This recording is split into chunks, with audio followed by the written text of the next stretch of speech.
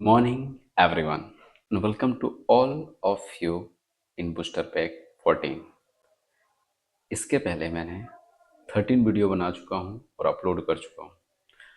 Booster pack ऐसे questions को deal करता है जिनकी आंसर की लेटेस्ट में रिलीज हुई हैं और अभी हाल फिलहाल में एनटीपीसी के आंसर की रिलीज हुई हैं। तो उनके जो मैथ और रीजनिंग के अच्छे क्वेश्चंस हैं जो टाइम कंज्यूमिंग हो सकते हैं या फिर टफ हो सकते हैं, तो उस क्वेश्चंस को डील करते हैं कि उसको स्मार्ट अप्रोच में कैसे डील किया जाए और वो क्या, जब हम डील करते हैं क्या वो एग्ज़ाम रिलेवेंट है, मतलब क्या एग्ज़ाम में आप उसको एक्सेस कर सकते हो या नहीं कर सकते हो, या फिर सिर्फ क्लास में एक्सेस कर सकते हो। ये चीज़ आप खुद देखेंगे और खुद डिसाइड करेंगे, राइट। तो ये बूस्टर पैक का इंट्रोडक्शन है। आज हम दिखला देते हैं कि आज मैंने कौन कौन से क्वेश्चंस लिए हैं। जैसे आज थोड़ा सा इजी क्वेश्चंस है। पहला क्वेश्चंस एवरेज का है, वेटेड एवरेज लगेगा, आराम से बन जाएगा। इस वेटेड एवरेज का मैंने इंट्रोडक्शन सबसे पहला बूस्टर पैक 1 में किया है वाइडली रूप से, ठीक है। तो यहाँ भी करेंगे लेकिन उतना नहीं। दूसरा क्वेश्चन, ये एडवांस का क्वेश्चन है, बस लाइन देखना है, पैरेलल है, ट्रांसवर्सल कट करती है, तो क्या क्या एंगल बनेगा और क्या क्या उसके थ्योरम हो सकते हैं।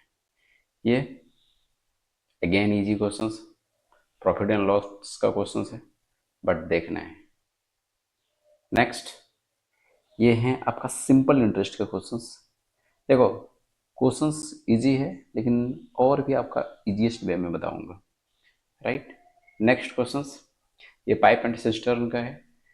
ऐसे क्वेश्चंस को मैं डील कर चुका हूँ, ये रिवीजन के लिए मैंने आपके लिए लिया है। जो समझ गए हैं बहुत अच्छी बात है, आप तुरंत बनाएंगे, और जो लास्ट की वीडियो नहीं देख रहे हैं वो यहाँ से सीखेंगे, राइट। तो ये मैंने आपको 5 क्वेश्चंस दिखला दिए। यदि आपसे सारे क्वेश्चंस स्मार्ट वे में हो जाते हैं तो आप वीडियो को स्किप करके आराम से जाओ, कोई दिक्कत नहीं है। बट यदि किसी को ये ज़रूरत है जो आपके लव्ड वंस हैं तो आप उन्हें बता सकते हैं। सो क्वेश्चन नंबर 1 पे हम जाते हैं, राइट। पहला क्वेश्चन, सीधा आते हैं हम सॉल्यूशन पे।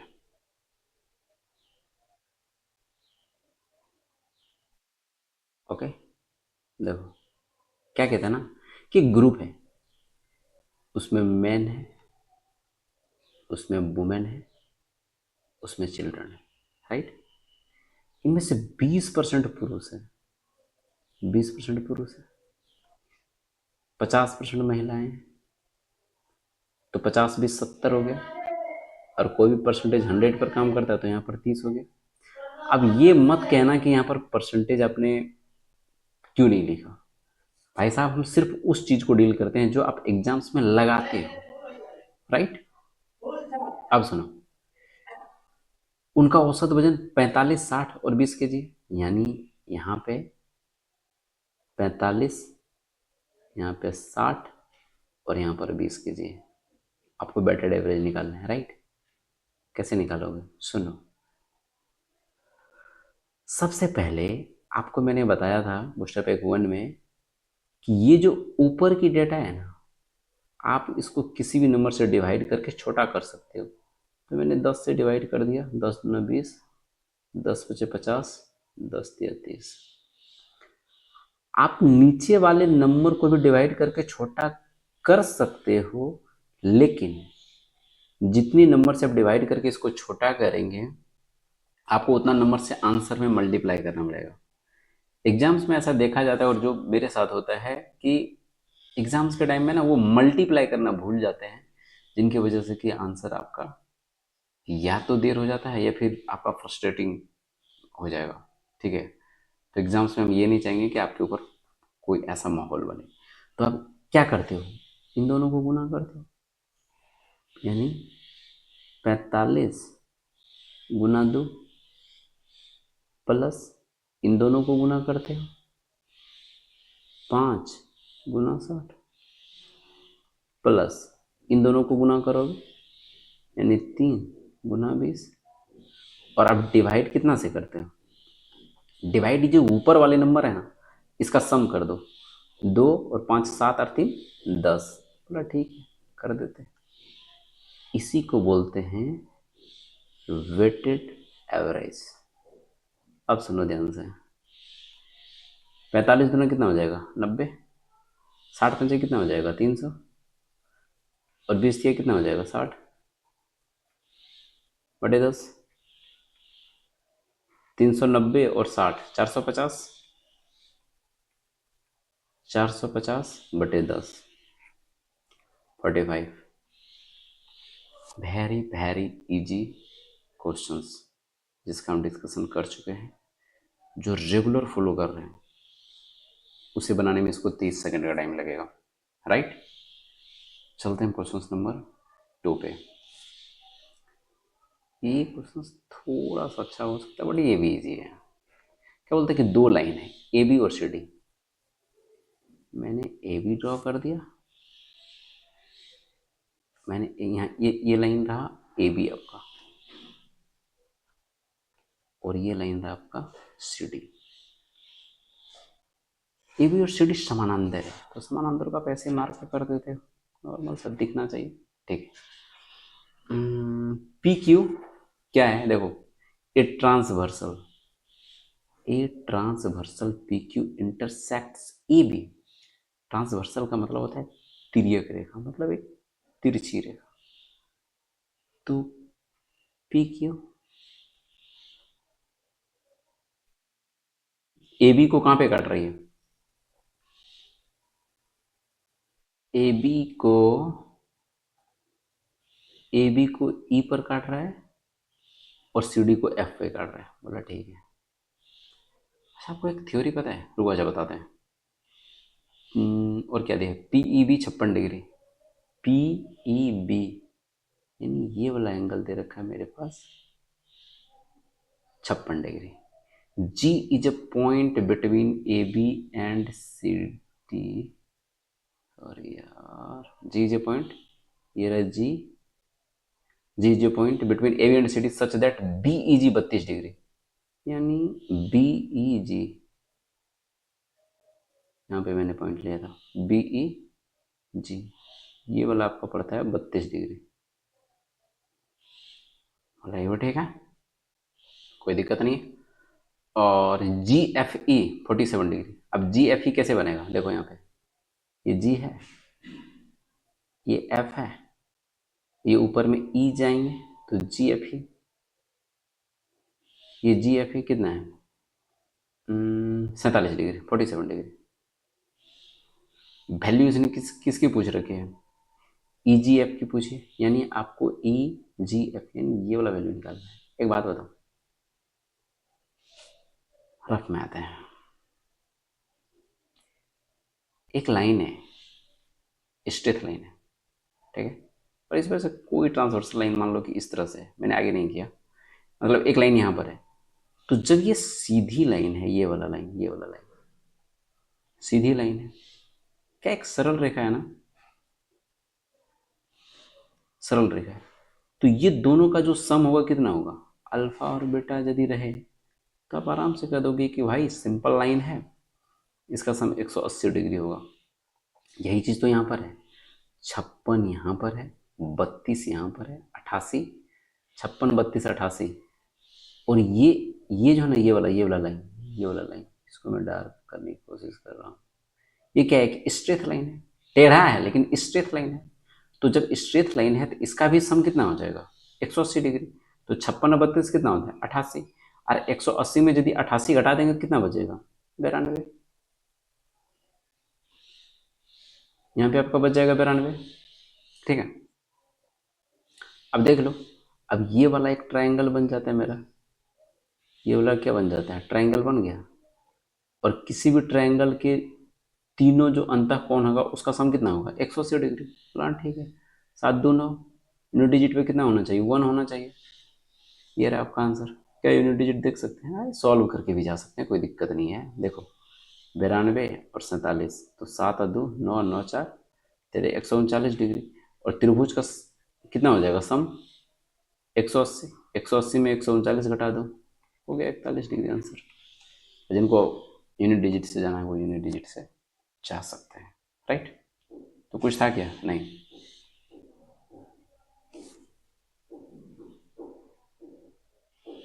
आपको मैंने इसके पहले भी डिस्कशन कर चुका हूँ कि सीपी में जब आप किसी फ्रैक्शन से गुना करोगे तो वो एसपी पे चला जाएगा।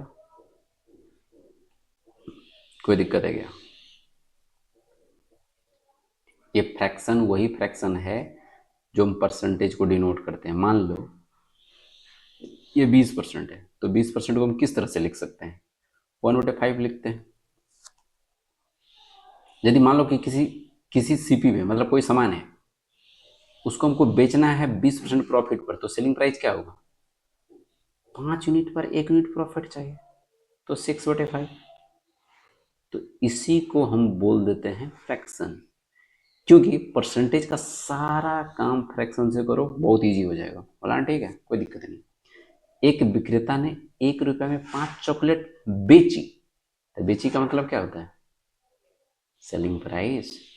और रुपया कहाँ जाता है? ऊपर। यदि क्लास पीछे वाली नहीं की है तो जाके कीजिए। ओके, तो ये हुआ सेलिंग प्राइस और ये हुआ सीपी। और 40% का मतलब क्या होता है? 40% का मतलब होता है 2/5।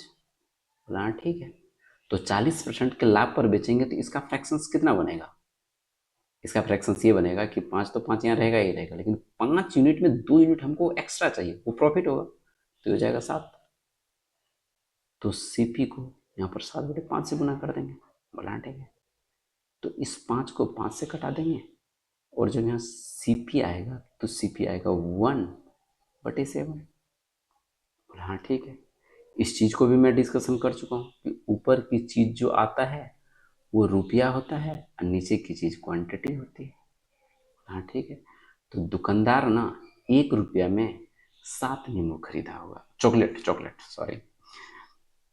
तो 1 रुपया में कितना चॉकलेट खरीदा होगा? 7 चॉकलेट खरीदा होगा, तब इसको ये वाला प्रॉफिट हुआ होगा। ठीक है, ऐसे सवाल आए थे, लेकिन वहाँ पे ना, वहाँ पे दूसरा था। वहाँ पे सीपी दे रखा था, एसपी पर जाने के लिए बोल रहा था। यहाँ पर एसपी दे रखा है, सीपी पर जाने के लिए बोल रहा है। इसलिए मैंने इस क्वेश्चन को ले लिया है और आपका रिवीजन भी हो जाए। और जिनका तुरंत बन जाता है तो यार स्किप करो, निकलो, कोई दिक्कत नहीं है। ठीक है, देखो ध्यान से समझना इस सवाल को। बात हो रही है सिंपल इंटरेस्ट की। बोला ठीक,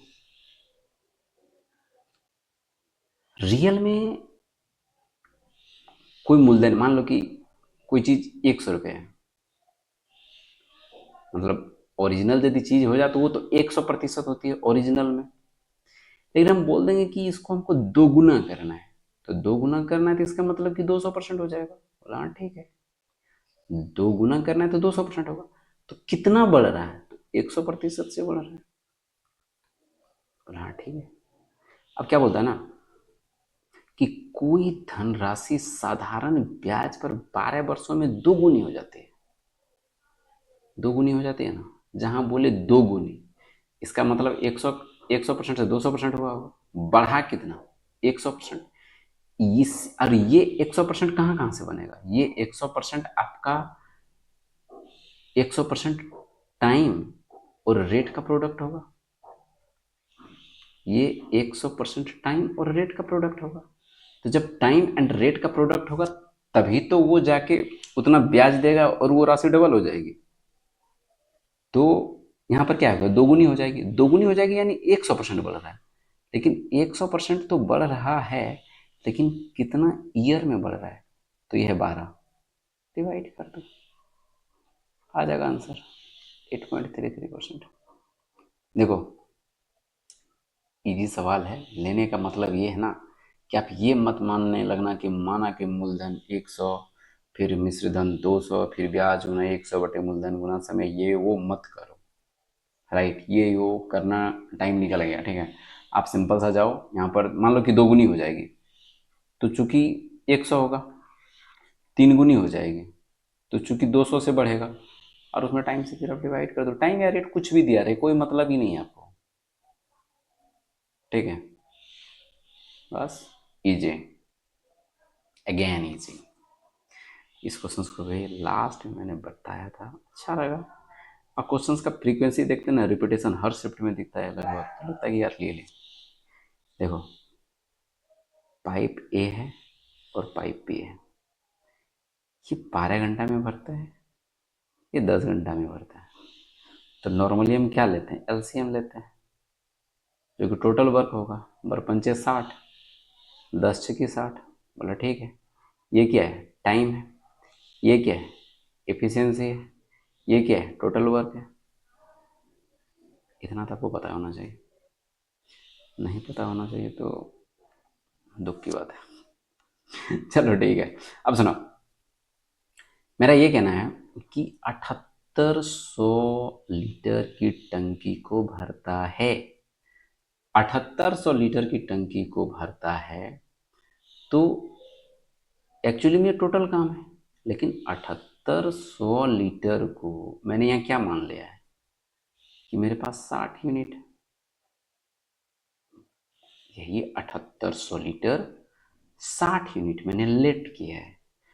तो 1 लीटर बराबर कितना हो जाएगा, 60/7800। ये यूनिट में हो जाएगा, 60/7800। और पूछा कितना है, 8800 लीटर टंकी को कितना देर में भरेगा। तो अब बोलोगे कि 60/7800 और गुना 8800। तो ये इस टंकी को भरना है, तो ये एक्चुअली में क्या हुआ, टोटल वर्क हुआ। लेकिन हमको क्या चाहिए, रिक्वायर्ड टाइम चाहिए। तो रिक्वायर्ड टाइम कैसे निकालेंगे, रिक्वायर्ड टाइम ये निकालेंगे कि 60 गुना 8800 बटे 7800। और इफिशियंसी क्या है, 6×5=11। बोला ठीक है, 2 जीरो से 2 जीरो कटा दो, 11×88 कटा दो, 2×4=8 कटा दो, यहाँ पे 39 कर दो, 3 से 13 कर दो, 3 से 20 कर दो, और इसको कर दो 80, 20×4=80/13 घंटा। अब देख लो आंसर किसमें है, डी नंबर आंसर है। सुनो, आपको क्या समझ में नहीं आया वो, ये पता है ना, 12-10 टोटल वर्क लेते हैं, ये एफिशिएंसी है, ठीक है। लेकिन इतना दिन पहले आपको सिर्फ इतना ही सॉल्व करने दिया जाता था, आप 60/11 मार के निकल जाते थे आंसर। लेकिन इसने इस बार क्या किया है ना, कि ये जो 60 यूनिट है ना, ये 60 यूनिट को रिप्रेजेंट कर रहा है ये 7800 लीटर, ठीक है। तो 7800 लीटर को यदि ये 60 यूनिट रिप्रेजेंट कर रहा है, तो हमको अब अगला टंकी भरना है 8800 लीटर का। बोला हाँ ठीक है, 8800 लीटर का भरना है, तो टोटल वर्क निकल गया। अब टोटल वर्क में जब आप इसी इफिशियंसी से भाग देते थे, तो फिर आपका वो टाइम निकल जाता था। बस वही तो किया हूँ कि ये टोटल वर्क है, और टोटल वर्क में ये वाला इफिशियंसी से मैंने डिवाइड कर दिया, और आपका आंसर आ गया, राइट। ये क्वेश्चंस बूस्टर पैक 13 में भी है, राइट। आपका रिवीजन हो जाए, अच्छी बात है। सो आज का सेशन बिल्कुल छोटा रहा, इजी क्वेश्चंस था, बट हाँ कभी कभी इजी भी ज़रूरी है, थोड़ा सा मन लगा रहे, दिल लगा रहे। बाकी बात, मैंने तो अपना काम कर दिया, अब आपको जो अच्छा लगे वो करना।